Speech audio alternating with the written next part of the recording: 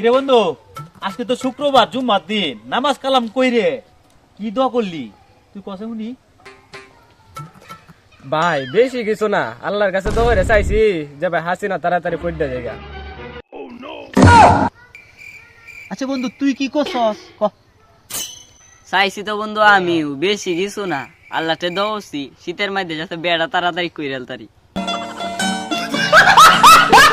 খারাপ না, খারাপ কিছুই কস নাই। তাহলে ভাই তুমি কি দোয়া করলা?